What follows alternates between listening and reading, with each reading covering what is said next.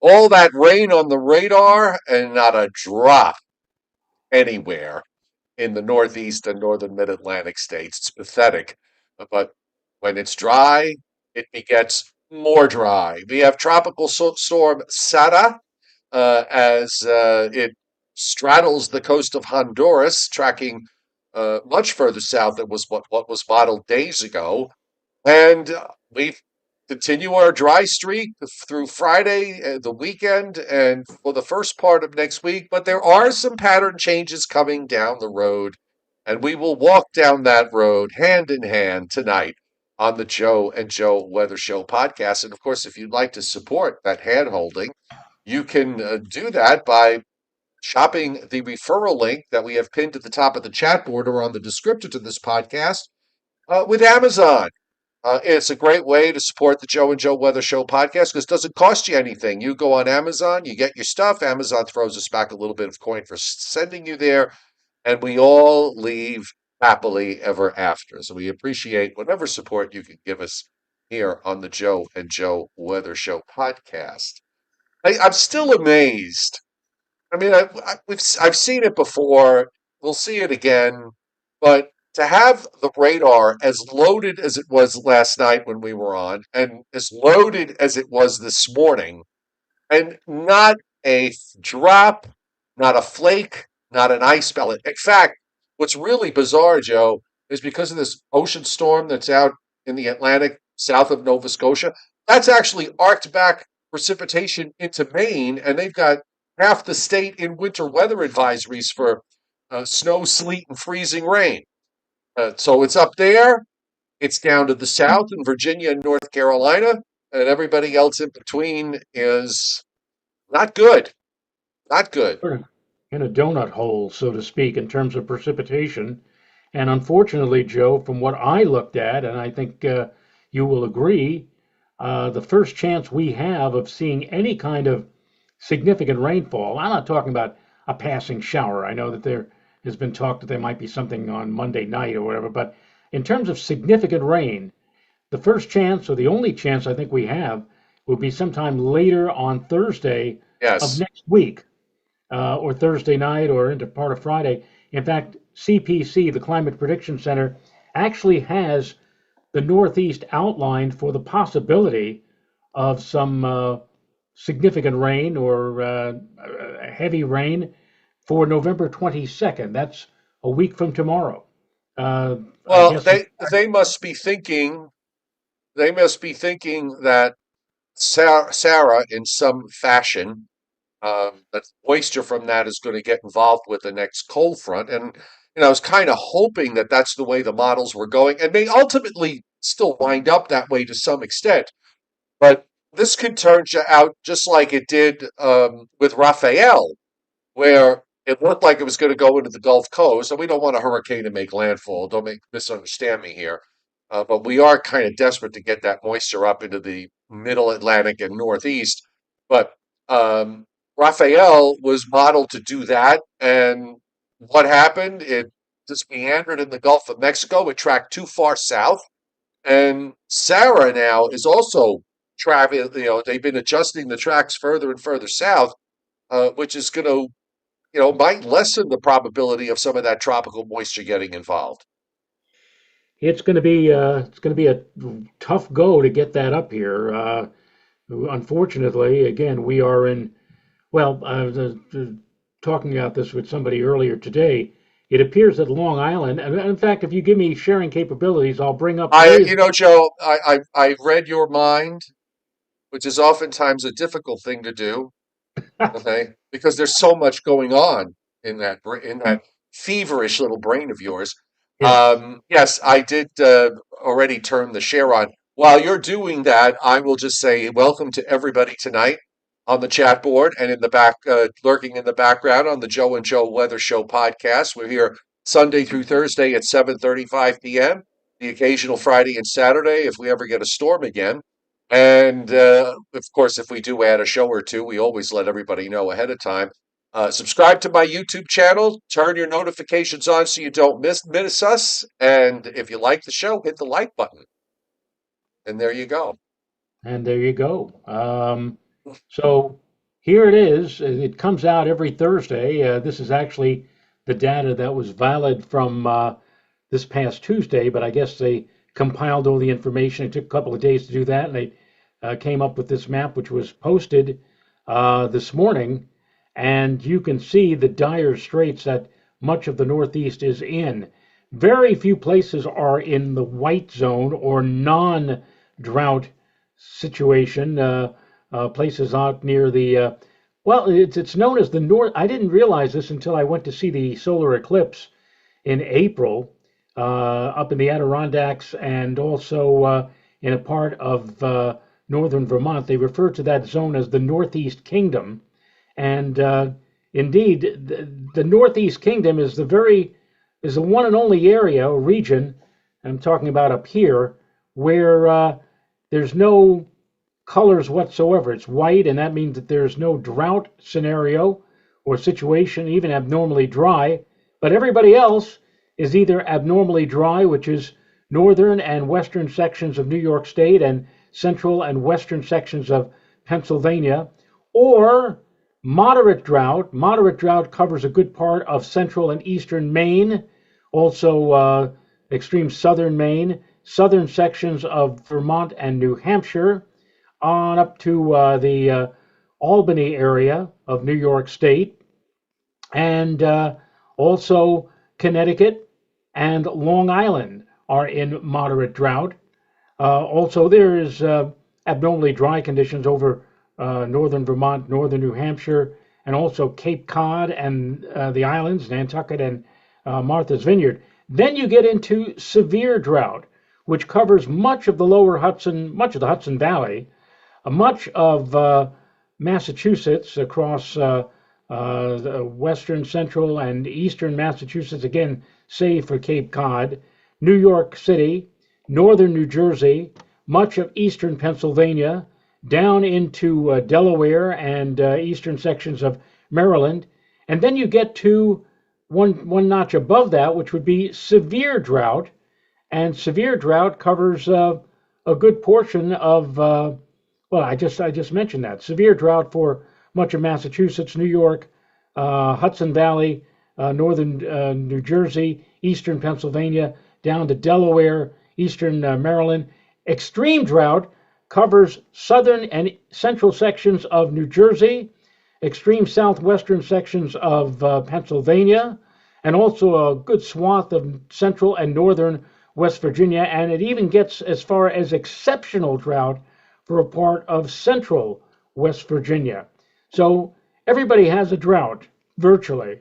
Everybody has a drought or at least abnormally dry weather, depending on where you are in the northeastern United States. And I will tell you this, considering the fact that we, as I said, we're not expecting much of anything until sometime later Thursday of next week, that will mean that when the data is gathered on Tuesday of next week, and then the map comes out next Thursday, it's only going to be worse, not better, than what you're seeing right now. So, what can I tell you? This is a bad situation, and it's going to continue for a while longer before we see any kind of a pattern change, maybe late in the month or the beginning of December. So I'm looking here. Every time I click on this, okay, I'm trying to break this down here. Uh,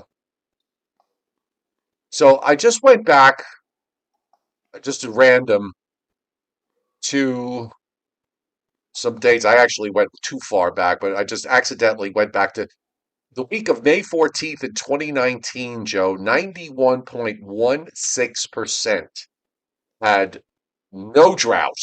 Okay. Only 8.84% was in, you know, from moderately dry to uh, extreme drought, or extremely dry, I should say. I just want to go back to the first page here to get to the current time. Come on, really? Somehow I wound up like I, I'm clicking the dates here. Hold on, I'm almost there. Three, two, one. Okay, one. So right now, uh, oh, nope, it's too far back. I'll come, it took me forever to find this to begin with. Data tables. Let's see what it gives me.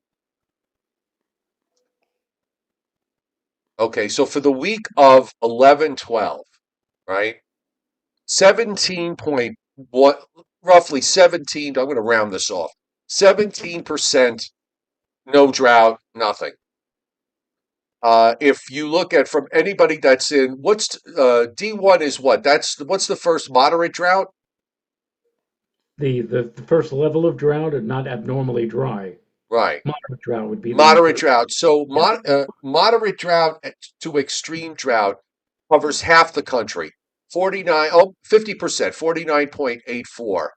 If you add the abnormally dry, it's 82.87% of the country is either from abnormally dry to extreme drought. And that's actually down from last week, which is, it's been steadily increasing. If we go back to July 23rd, it was 47.71% uh, was, either abnormally dry to extreme drought, and 52% was fine. That has now dropped. It's down to 17.3%, where 17% where we've got no problems at all, and uh, the rest has got an issue.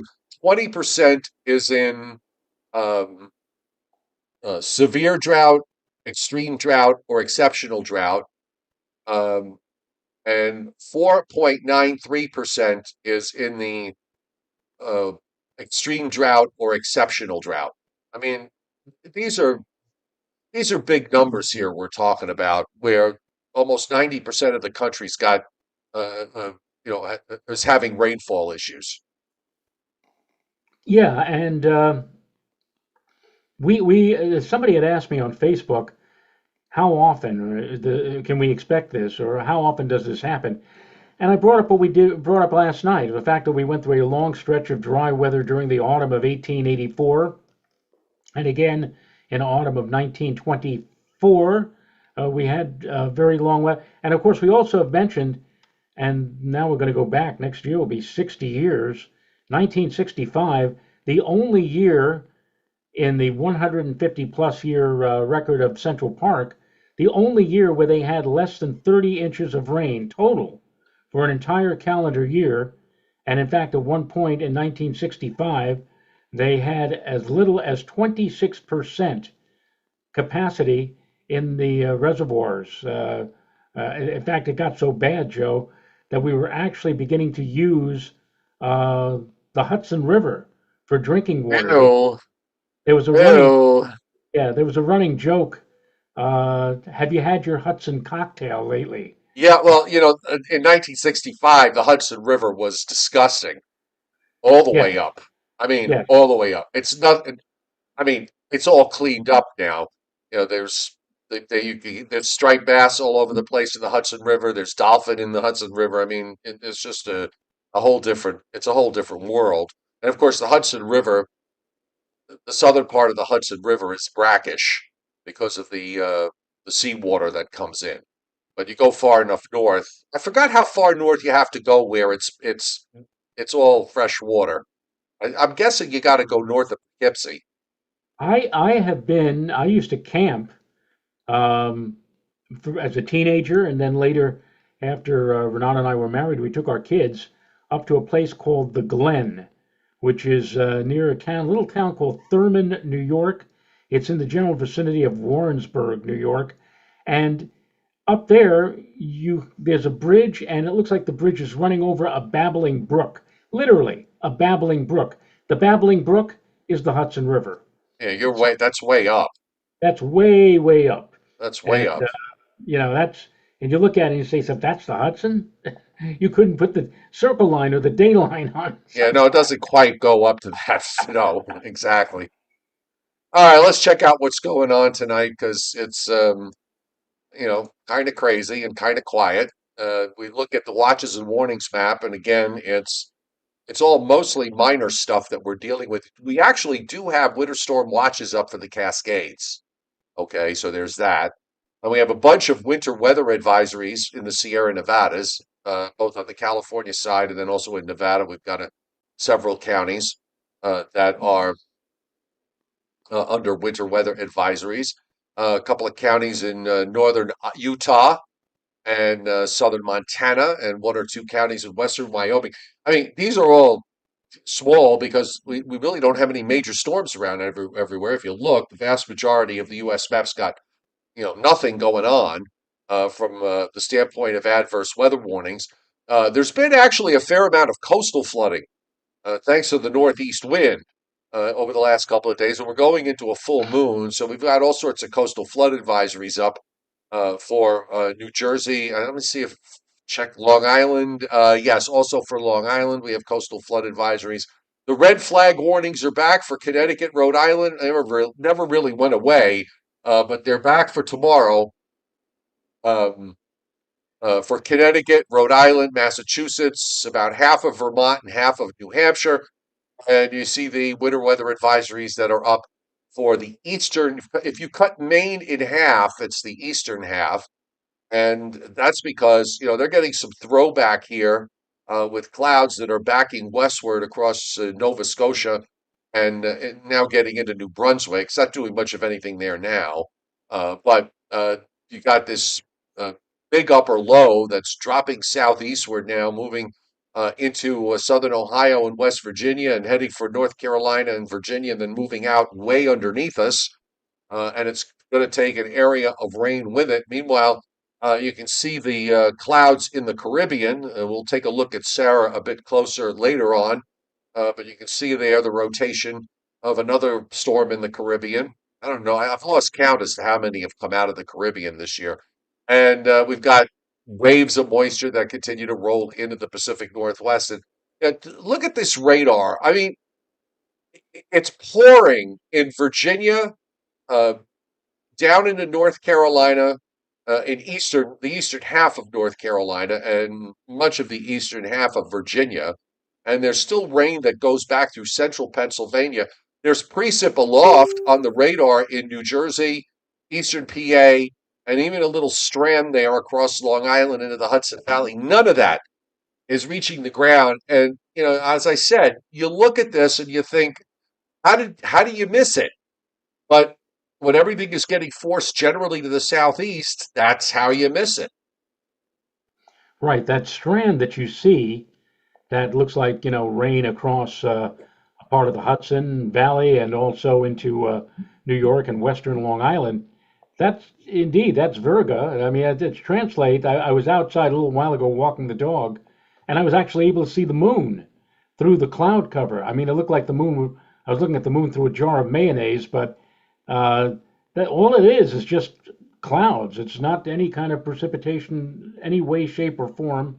And you're right, Joe, and all that precip apparently is just going to miss us. It's going to go, the precip that's reaching the ground, is going to miss us and stay just off to our south and to our south and east.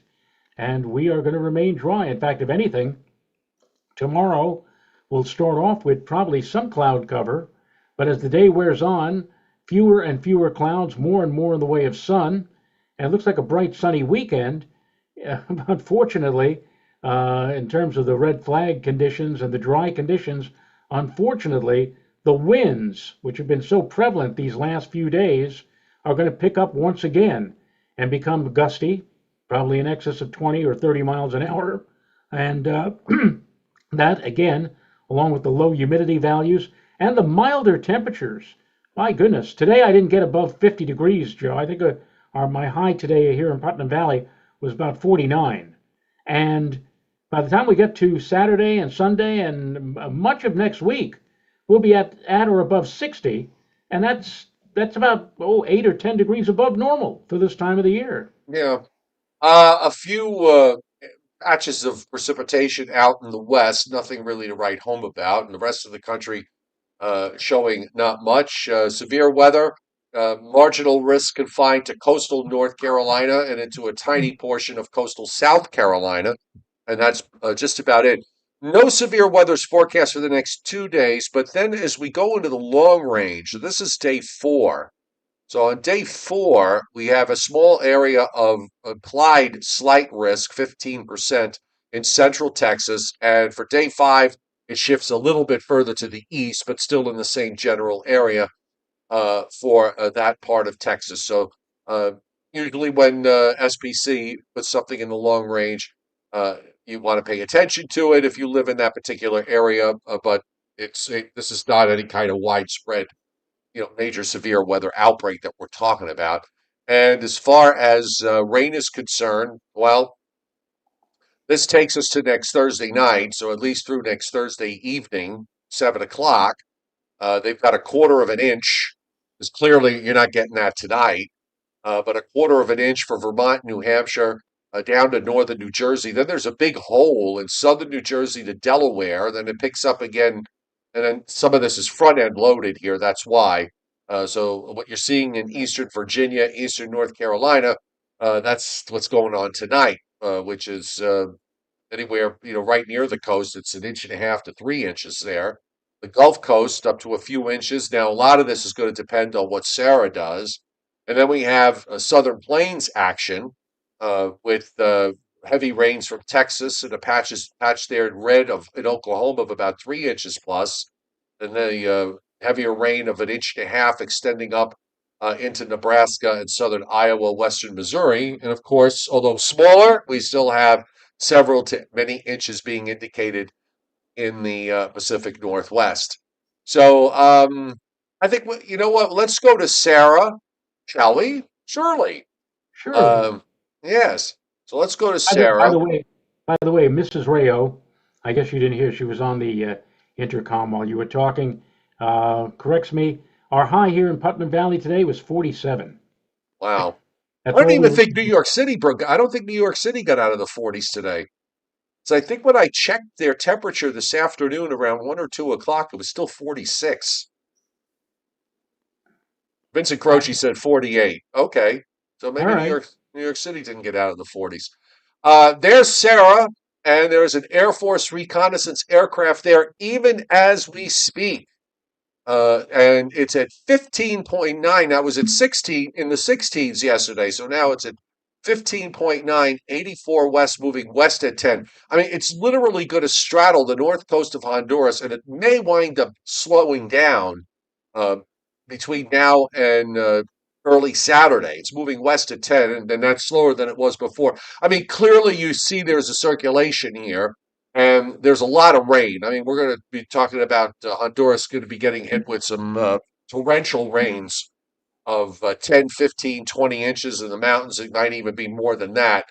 And it's so close to land that it's hard to imagine how much this could really develop further in terms of wind. And it's going to stay close to land until it makes a crossover into Belize and then through the Yucatan and eventually coming out the other side. Now, this is the Hurricane Center's official forecast, and you can see all those S's. So it doesn't make landfall on the Yucatan until 1 p.m. Sunday, if their forecast is, I'm sorry, in the coast of Belize, 1 p.m. Sunday. So it's going to take tomorrow, Friday, Saturday, all of Friday, all of tonight, Friday, all of tomorrow night and Saturday night before it makes landfall in Belize.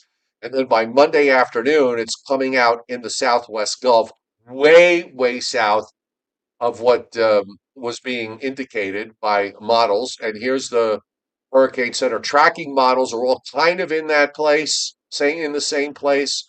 And then it gets out into the Gulf. Now, I don't know what you're going to have once it gets there. And then it's going to turn northward and northeastward. But how much is going to be left? And Joe, the Gulf of Mexico in mid-November is not the same as the Gulf of Mexico in mid-October or Right. mid-September. Right. So I'm more interested in seeing, how far north does it get, and does it get involved with next Thursday's cold front? Because I really would love to see some of that moisture get involved and draw it up the East Coast. But the more it goes south, the less of a chance there is of that happening. Well, you said earlier about the more recent tropical cyclone that we had hopes, for giving us some precipitation when it fell apart. So, it was still we're talking about something that's a week away, and as we have seen on more than a few occasions, a lot can change, a lot can happen over a span of a week. Come back, let's say Monday or Tuesday of next week, and I think we'll have a much better handle as to what this may eventually provide to us. So out goes low pressure, which is now developing east of Charleston, and heads out to the east. And goodbye. And Joe is correct about the fact that you see all those isobars there along the east coast. Those going to blow away Friday, and even in a part of Saturday too. Maybe all of Saturday. The gradient is still tight because of that big ocean storm that's up near Nova Scotia. Well, then finally it starts to move away on Sunday. So we're in the land of dry weather through the weekend, and there's a little upper trough weak cold front that comes through on Monday with maybe a shower. While all that's going on, energy's coming into the west. You can see the snow and rain in the Pacific Northwest. And then some kind of low actually comes out of Mexico and develops in Texas there, in Northwest Texas, and starts to ride northward. Now, this is going to catch a developing deep upper trough sometime uh, around Monday or Tuesday of next week that's going to be swinging eastward. And if you look in the Gulf, you'll see that moisture there. That's from Sara, and it's got a little closed low, but it's nothing really to worry about. Doesn't have a full blown hurricane going into Florida, and that's not likely to happen. It tries to link up some of that moisture with a developing low in northern Indiana, and you see the snow there that's in parts of Illinois, Indiana, and Ohio. Then this arm just lifts northward with rain uh, coming in on Thursday into Thursday night. And then, of course, we'll spend the end of next week dealing with this upper low and colder air. Although this particular run was not really all that cold. I want to just go back to the 12Z run because I know the 12Z run was a bit of a colder look to it. But there you have it. And then, of course, that pulls out. And then we've got another front with another little shot of colder air that comes in behind that. And then, of course, we're now at the time of year where the weenies are going to be picking on every run. And today's run is on the 12Z run at 342 hours. We've got a low in Illinois and goes into Virginia, and it's got an area of snow on the northern end that moves across southern Pennsylvania and southern New Jersey. Lock it in, Joe. Put it in the bank, lock it in. It's only 15 days away. And I say that because I want to come That's back. Black Friday, isn't it? Or No, no, no. The thanks. Yeah, yeah, it's that week. Yes, it is. yeah, It's on Black Friday. yeah. Um, I cannot tell you. I don't know if you've noticed it, but between the hurricane, the Sarah, when the models were showing back days and days ago in their long range about a hurricane going into Florida, so you've got that. I can't, and now of course you also have people. The snow lovers are cherry picking whatever they want with regards to what's in the long range, which of course disappears on the next run. So I don't even know why they bother to do that. But no matter, it's just getting really annoying. It's all I'm seeing now on social media feeds. It doesn't stop. It just doesn't stop. And I mean, I really, I wish they would stop. They're not going to. It's only going to get worse. It's only going to get worse as we go in the next couple of months. I got a chuckle, and if you switch to my screen, this is from Dr. Judah Cohen, who Uh-huh. points out that the European yesterday was indicating a stretched polar vortex that could possibly deliver a big pattern change, colder weather, and possibly some precipitation. And this is the he actually made this graphic up and posted it or tweeted it. Uh, Holy stretch polar vortex, Batman! That would deliver a real punch. Yeah, I the European and the GFS are similar in some ways and different than others as far as the long range is concerned. And I'll just show the Europeans the upper air, which is the colder of the two. It actually has a very rather cold look evolving into the east.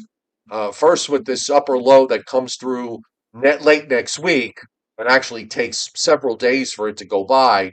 And once that pulls out, looks like another one comes along and drops in. It's got a big cutoff high off the west coast, building into the Pacific Northwest. So there is a bit of there's a negative East Pacific oscillation signal with what the European is showing, and also it's a little bit on the block higher than normal pressures up in Greenland. So this is sort of what you want to see uh, going into the end of the month and the beginning of December. If you're a cold weather fan, actually, this only goes out. Oh, they got it out to 360 now on tropical tidbits. Wonderful. So there you go. This is the European after 360 hours. So you know, I mean, the pattern's changing, but again, I'll just go what I said days ago, and I'll say it again. Uh, it might turn. We may be going from warm and dry to cold and dry. Well, we'll see. Yeah. I, supposedly after what has been a ridiculously warm month so far, I agree that there may be a change and maybe a brief blast of much colder weather setting its sights for the central and maybe the eastern United States later on this month. But and maybe even some lake effect snow. Hmm.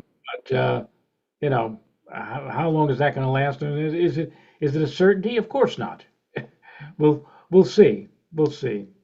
Um, so I have Briller Jeopardy tonight. By the way, I was this morning 44 and raining with a 20 to 30 mile an hour northeast wind. I picked up 1.3 inches of rain here in North Georgia, which is the first really significant rainfall since Helene back at the end of September.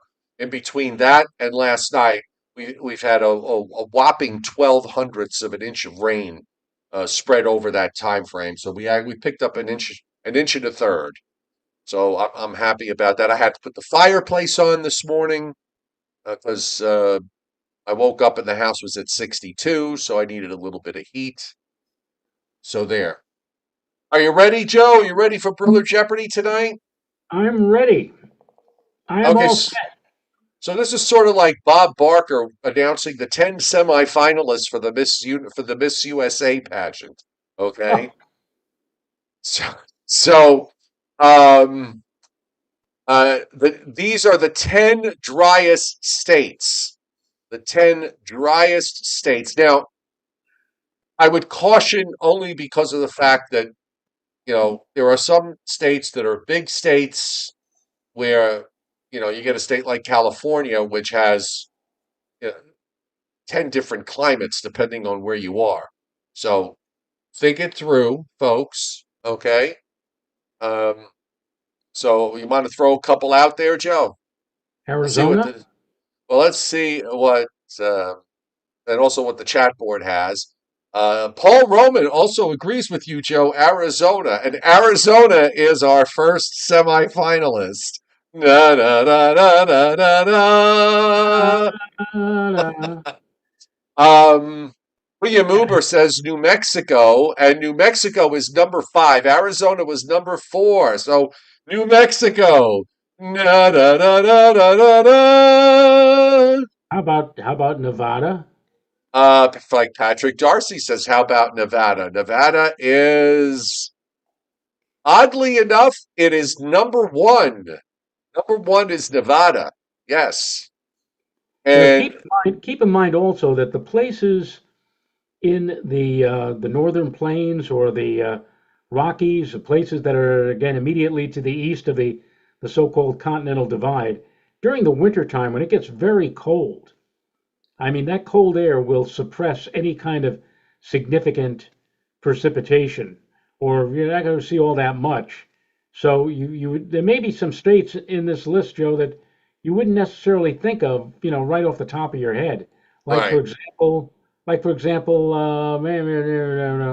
how about Well, Maggie P, Montana and Wyoming.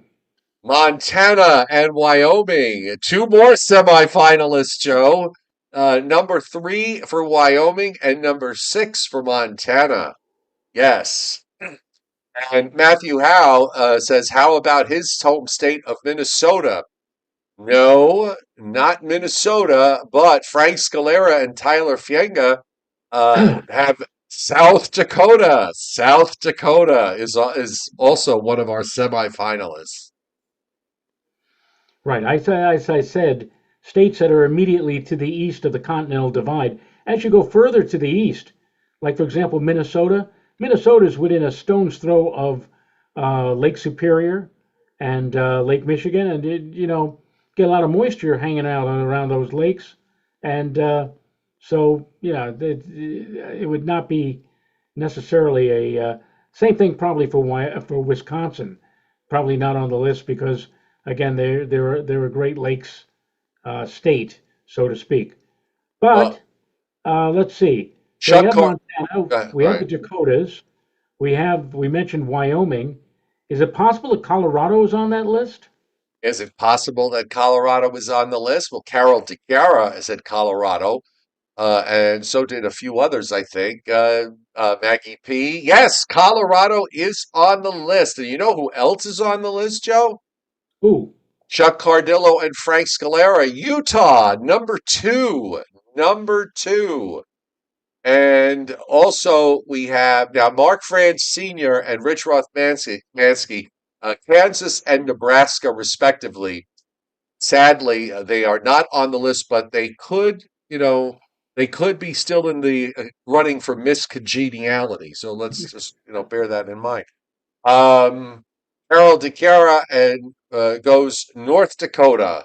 Because if we got South Dakota, we've got North Dakota, and that's it. North Dakota. Rich Rothmansky, Idaho, Idaho, and I think that covers them all. So, starting from number 10 and going to number one, South Dakota, Idaho, North Dakota, Colorado, Montana, New Mexico, Arizona, Wyoming, Utah, and Nevada is number one. yeah, somebody had Alaska, and I would not doubt that central and northern Alaska probably is low in the precipitation department. Whereas But coastal Alaska gets yeah, creamed, especially, yeah, that area near Juneau. right, right. So, well, the folks on the chat board? They know their stuff, Joe. Yes, they do. They know their stuff. Alan, Death Valley is not a state.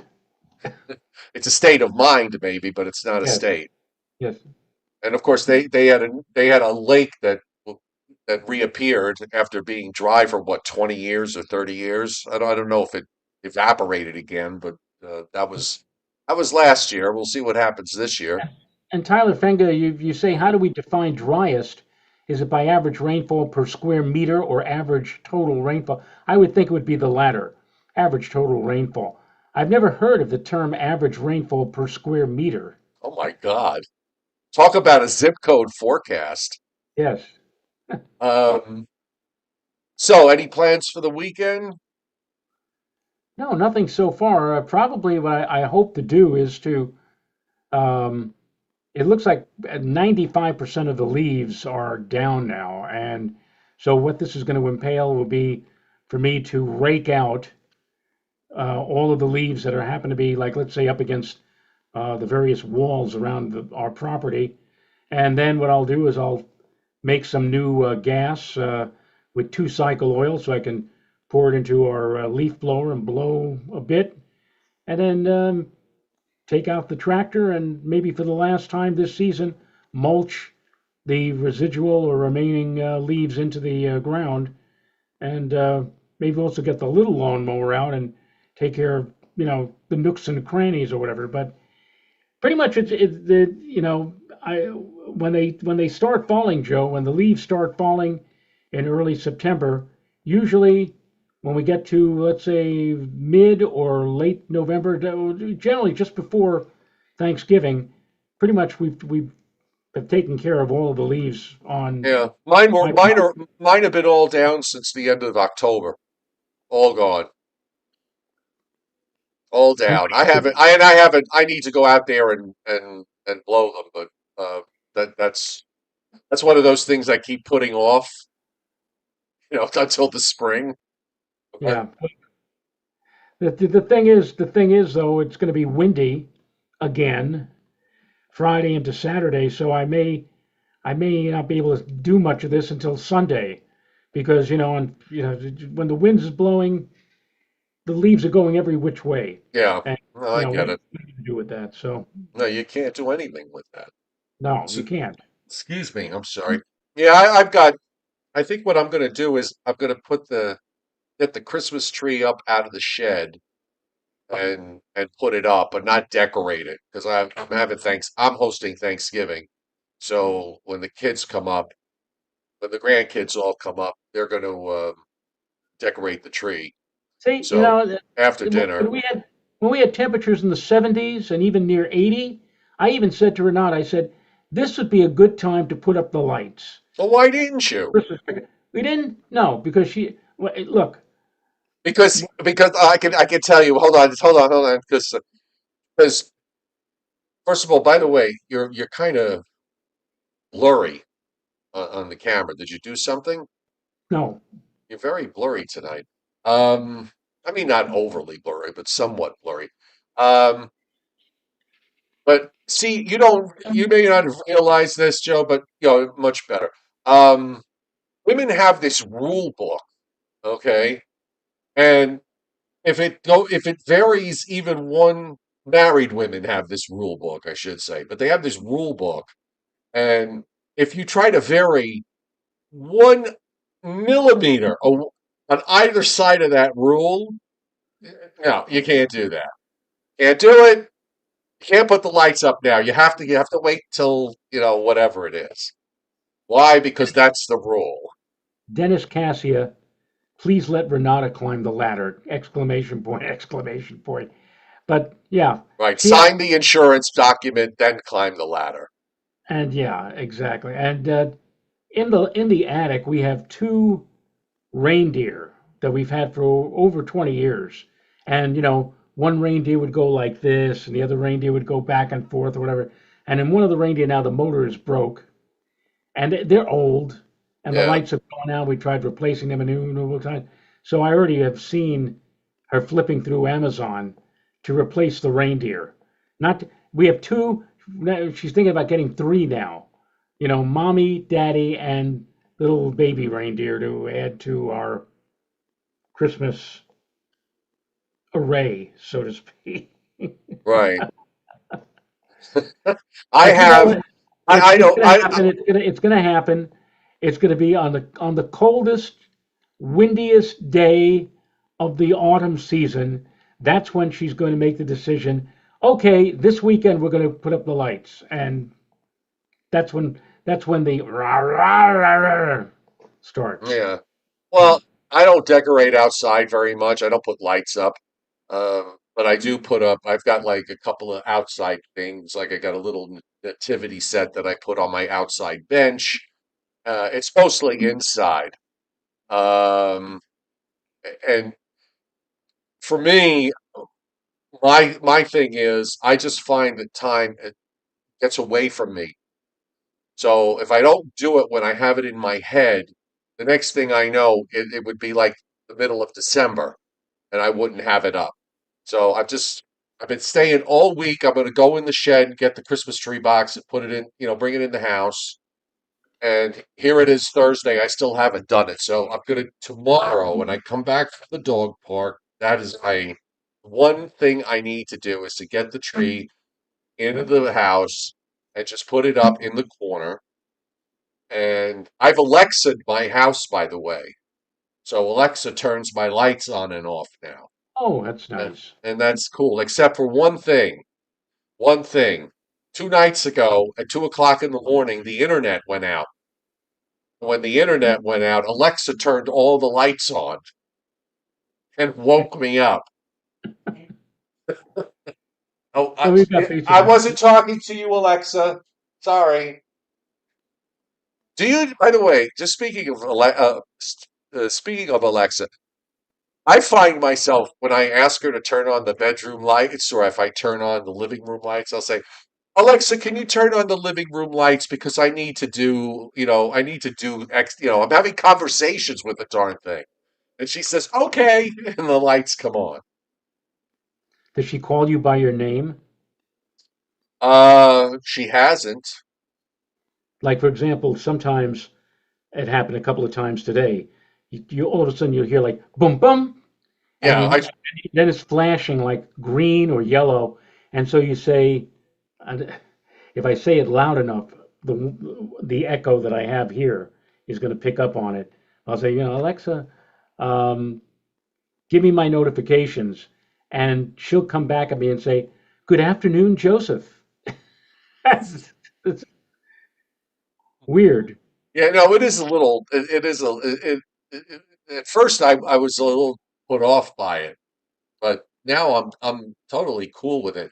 And she, when she can dim my lights for me because everything here's on, all the lights I have are on dimmers. So, um, it, it, I have the thing that if I wanted to hook my coffee pot, my coffee maker to it, to turn it on, but I mean, I don't understand.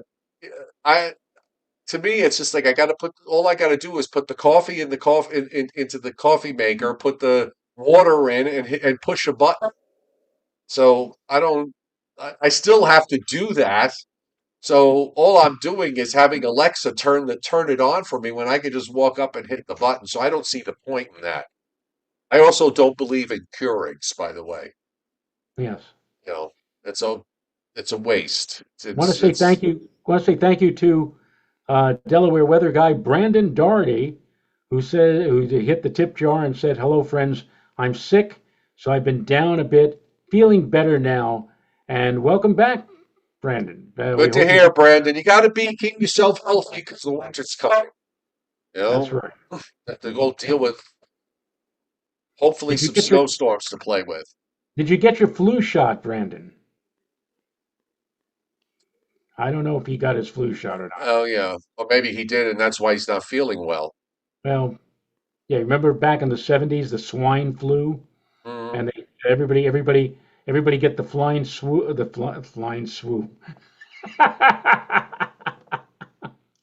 The swine flu shot. Everybody got the shot, and everybody who got it got sick. So anyway, I could program the coffee maker, Miss Fallerite, to make just hot water, but I just want coffee, so I, just I gotta have my coffee in the morning. And I'm like with Maggie P. She says I drink seriously strong coffee. So do I. Dark roast, very well. I make it strong, even though dark roast actually has less caffeine than light roast, but people think it's the exact opposite. And no, by the way, Tom Contino, no, I'm not watching the Tyson fight on Netflix. I have absolutely no interest whatsoever in boxing or whatever they how call old that. is he now? He's like 59, 60 years old. Oh, I don't know. What is he trying to do? Is he trying to pull a Rocky Balboa here? Trying to make money. It's all Oh, about, it's all, it's the big deal tomorrow night. I don't see why, but it's just never been my thing. All right. So, it's the end of the week. So I instruct everybody on the chat board because you're here every day and it's wonderful. You know, big thank yous for that. And make sure that you have a good Friday and a good weekend. And Joe and I will be back Sunday night at the usual shopping time, which is 7:35 p.m. Eastern. and we will be here. We hope. Okay. All right. Good Lord willing. And by the way, don't forget, for those of you who are watching and not on the chat board, if you don't miss us on YouTube, you can always catch us on Spotify, on Audible, uh, wherever podcasts call home, we're there. So check us out if you can't get to the YouTube show. Night, night. Good night, folks.